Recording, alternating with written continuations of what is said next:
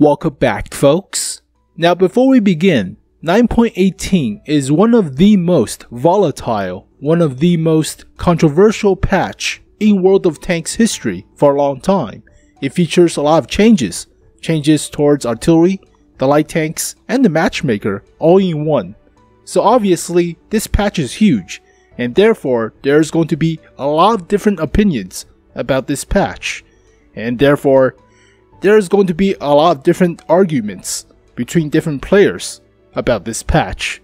So yeah, sometimes I do say the wrong things, sometimes I'm wrong, sometimes I'm right, sometimes I'm playing the devil's advocate, so that's me, I guess. But everybody has their own opinion, so yeah, it's like asshole. You know the saying, it all stinks, right? But let's agree to disagree and put this behind us. But what I think about 9.18 is irrelevant, because I think I may have found one of the true king light tanks of 9.18. So this vehicle has surpassed all the volatile nerfs, all the volatile changes to the light tank revamp. It actually got somewhat nerfed with the camo rating, but it has dramatically better horsepower per ton ratio, shooting on the move, as well as a very viable stock gun now. So no longer the stock gun is terrible, and it's actually pretty good light tank. So this might be the true king or true winner of this patch. So what is this vehicle? Well, it's the T49. So this is one of my old favorite light tank in the game. It's the Horsefly. I call it the Horsefly.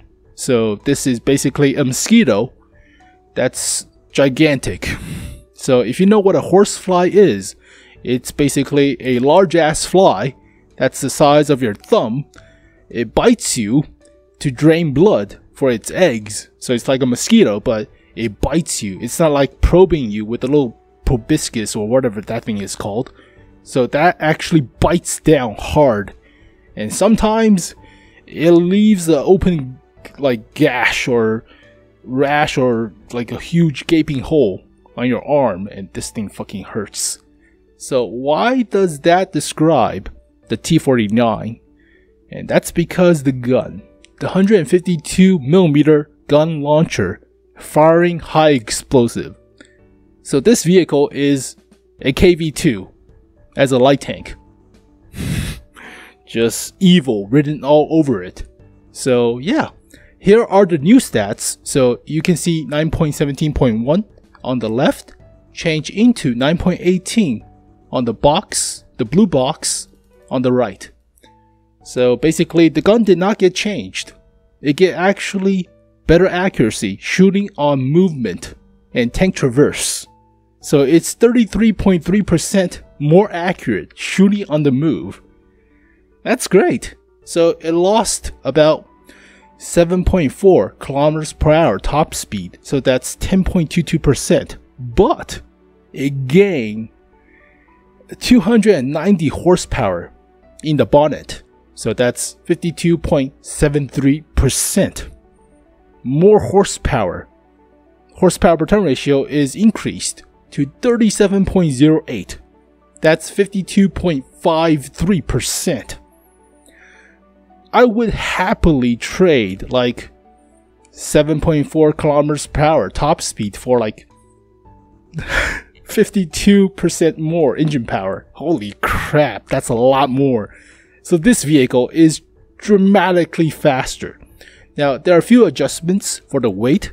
The weight also increased, but the gun traverse for the gun elevation and depression is a little bit slower by 15%, but not much. It's also raising and lowering the gun, but you don't usually change that often. But now it has more health by 27.27%, more engine health, more module health, so it's harder for you to get detract or damage the ammo rack, which is a big problem for Bulldog based chassis. So if you already played the Bulldog, that vehicle has 160 module health for the ammo rack. So what that means is, if you get penetrated by a high caliber gun like 120, a German 128, or a Russian 122, you are likely going to be one-shotted because the ammo rack will explode. That's the low health of that module, but now it's fixed to 240. So that's about 20 or 30 above average, which is great. So no longer you'll have to repair the ammo rack as often. And we also get the reusable repair kit. Awesome. So 10 more meters of view range, and this vehicle is at tier 9 now, but the same matchmaking, so the same spread of the matchmaking, but it will see more tier 7s and tier 8s due to the new presets, the templates explained on the test server. So no longer you'll be in like the bottom and soloed out if it's all tier 10s, so it will be like half tier 10s and half tier 9s. So it's a little bit more fair. Sometimes you'll be like the top 3 of all the tier 9s. There will be like 5 tier 8s, and the rest will be like all tier 7s. It's a slaughter fest. So yeah, the new matchmaker will work in favor of the light tanks sometimes, but the camo rating got nerfed. So it's hidden, but it got reduced from 18.27% to 15.27%. So that's basically slightly less than the Hellcat to slightly less than the T62A. So the Hellcat is very sneaky. It's a very stealthy tank destroyer.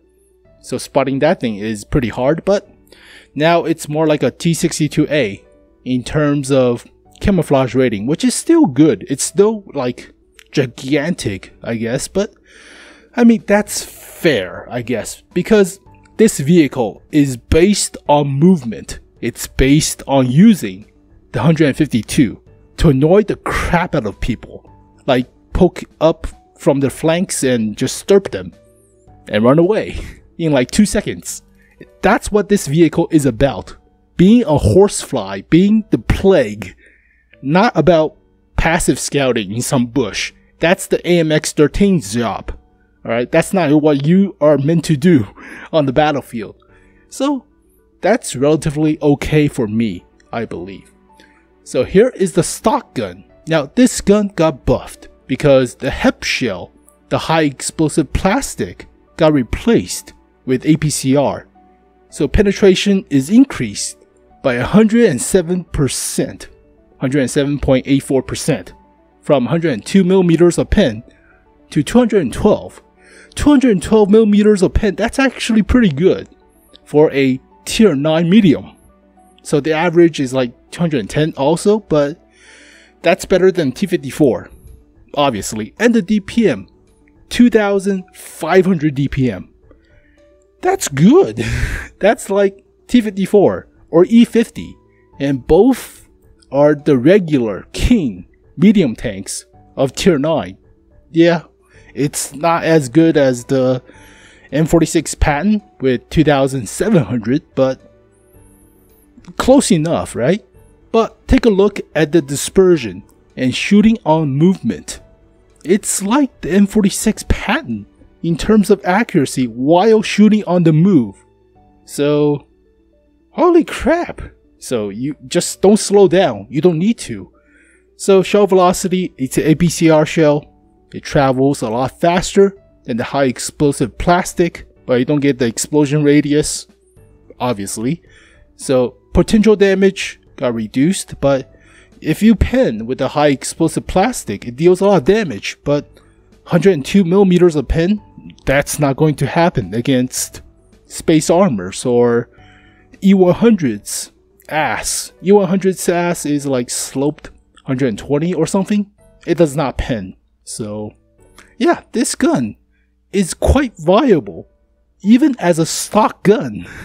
So you don't have to research this gun, and it does keep the high horsepower per turn ratio as well. So that's pretty good. So stock 90mm was a pain for the old T49 because the HEP shell, it's not good to penetrate unless you're shooting Waffen Traegers or Romtel Borsigs.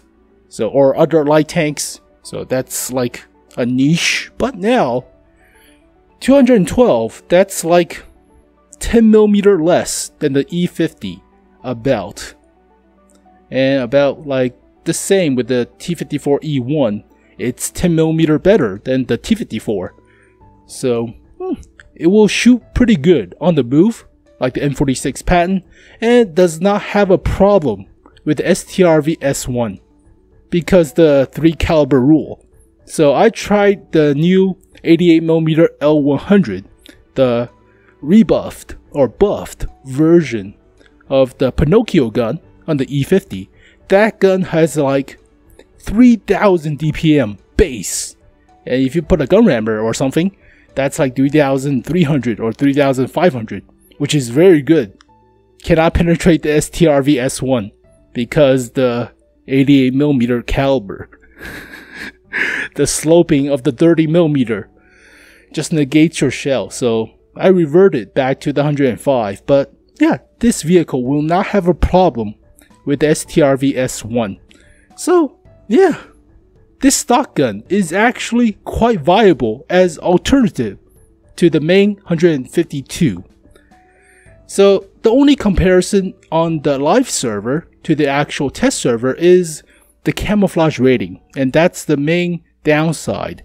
So originally it has 18.27%, now it has 15.27%. So down by 3%. That goes from about a Hellcat's camouflage rating to about a T62A or Object 140-ish. So it's fine, I guess, because this vehicle's purpose is running around and biting people with 152. It's not meant for like passive scouting. So I do wish the nerf would be reverted for the camouflage rating, but it's not that significant. So it's still a nerf, obviously, but that's the only moderate nerf. The slower top speed, that's 7.4 kilometers per hour. That's not that much. I mean, 72.4 to 65, that's not that big. So that's like slight, very slight nerf. Not moderate. This is a moderate nerf, but it's alright. It's fine. So here is example with the full equipments and full crew with 152mm. So yeah, pretty good DPM, but accuracy 0.55. I mean, all you have to do is hit the target to deal some damage and destroy their health, like 300 health or 2 crew members and an ammo rack, and you run away in the span of 2 seconds to 3 seconds interval. And you run away to reload while they're fighting each other, like heavy tanks are still fighting each other. You poke back and you shoot another high explosive into the rear of a IS-7 or T-110E5, and you run away again. The plague.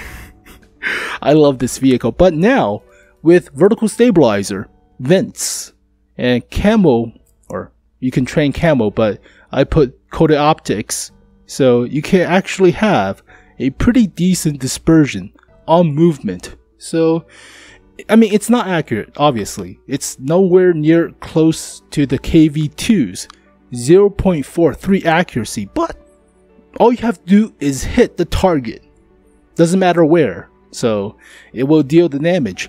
And the view range buff from the coated optics, from the recon skill, 476. That's not bad. I mean, that's pretty good. Terrain resistance, pretty good. 36.76 horsepower per ton ratio, pretty good. 1,400 health, pretty good. More module health, pretty good. Here is the 90mm.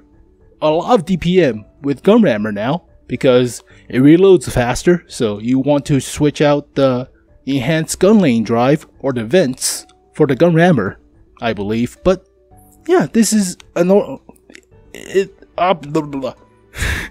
it's a universal tank. You can put whatever equipment that fits your fancy, but yeah, DPM is great. So penetration is pretty good for a light tank and pretty good at tier 9 compared to mediums. of tier 9. So 212, that's pretty decent. And the gold shell is 250. So DPM's good, reload is good, penetration is alright.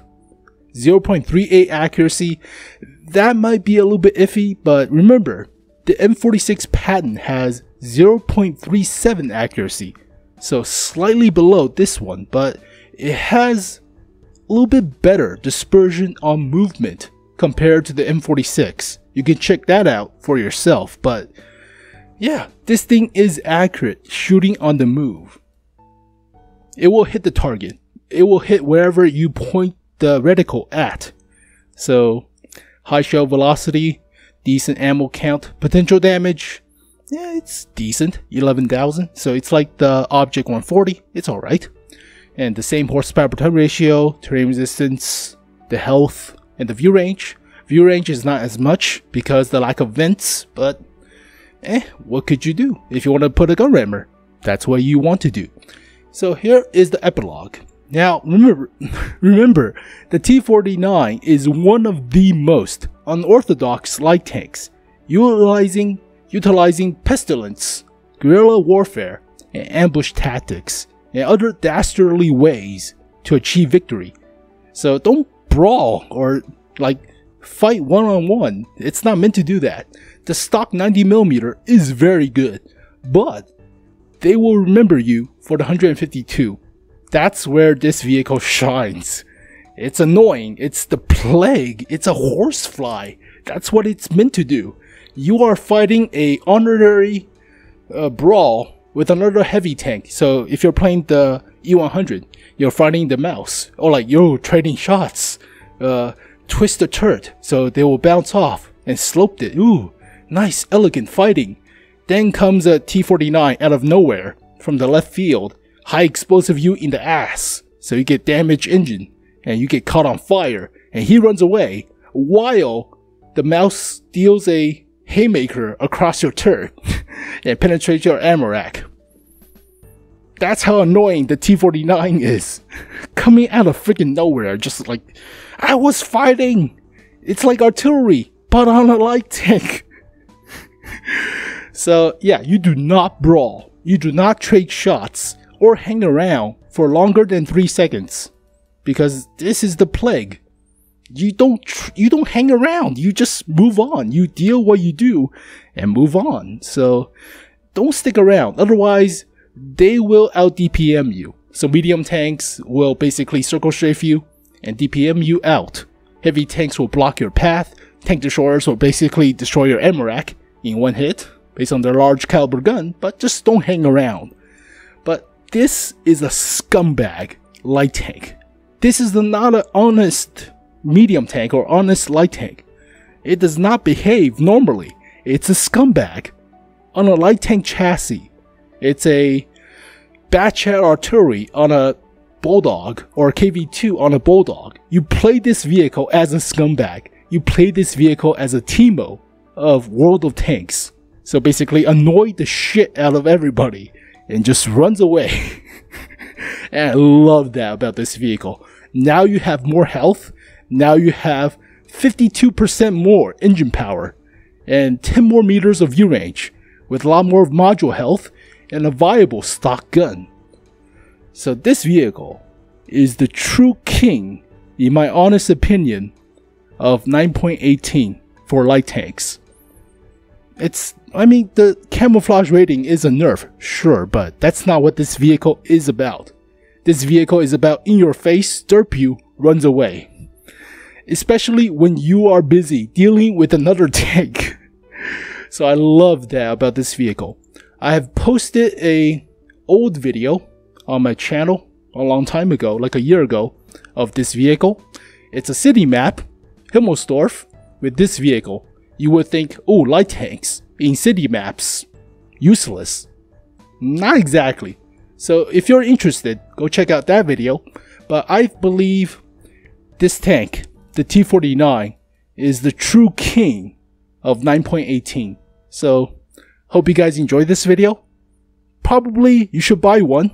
I recommend you buying one, but it's your decision. So yeah, scumbaggery to the finest. So thank you guys for watching this video. Hopefully you guys enjoyed it. I'll see you guys next time. Peace.